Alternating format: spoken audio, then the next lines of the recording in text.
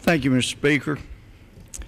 Mr. Speaker, next week is National Police Week, a time for us to recognize those who boldly serve in municipal, county, state, and federal law enforcement. Furthermore, on May 15th, we will observe National Peace Officers Memorial Day to honor those who have been disabled or killed in the line of duty. They have made the ultimate sacrifice for the safety of their fellow citizens.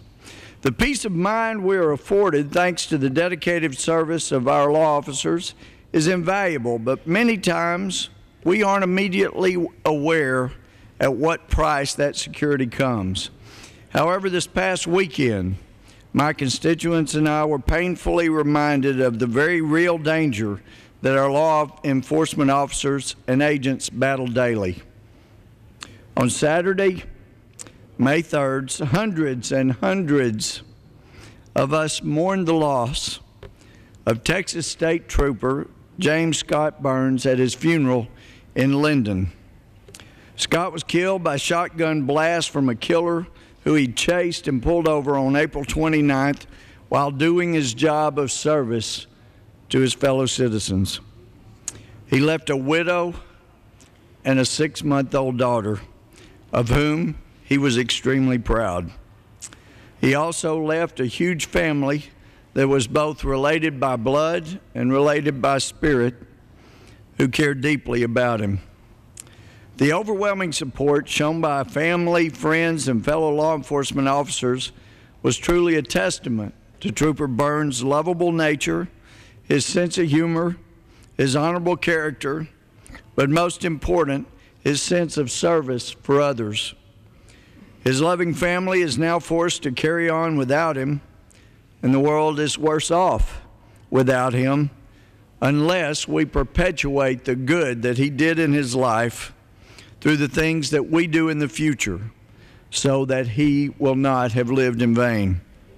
Though Scott's being killed by the possibly drug-crazed killer meant that others were not also killed, Scott's greatest contribution came not in the way that he died, but in the way that he lived.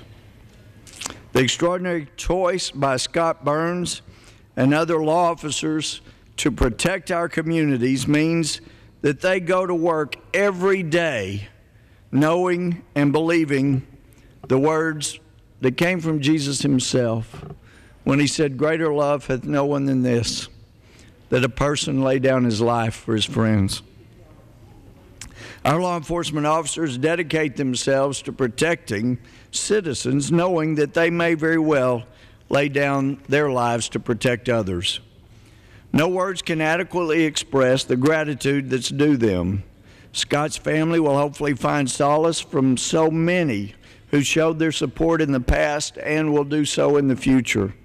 The fact that the funeral processional extended for many, many miles down Highway 59 from Linden to the cemetery will hopefully provide some solace. It also shows that those who are affected by Scott and his life will not forget. Law officers from around East Texas, from the state of Texas at large, as well as from all over the country, came and were there. As a former prosecutor, former judge and Chief Justice, and now as a member of the House Judiciary Committee and ranking member of the Subcommittee on Crime, Terrorism, and Homeland Security, it is both a sobering privilege and a priority to address issues in legislation regarding the security of our law enforcement community and the American people. There is no greater function of the federal government than to provide for the common defense against all enemies, both foreign and domestic.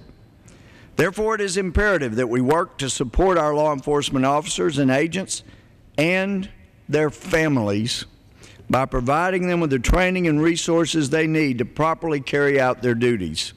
Furthermore, there should be greater incentives in place to encourage harsher sentences to violent offenders who might otherwise be released to the streets and repeat dangerous offenses.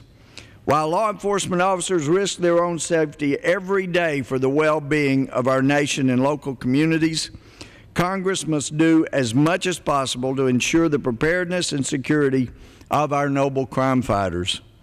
As we prepare next week to nationally honor the courage of police officers like our own Texas State Trooper Scott Burns, let us consider the well-being of our law enforcement officers, their families, with the same persistence and selflessness which they afford us. Thank you, Mr. Speaker.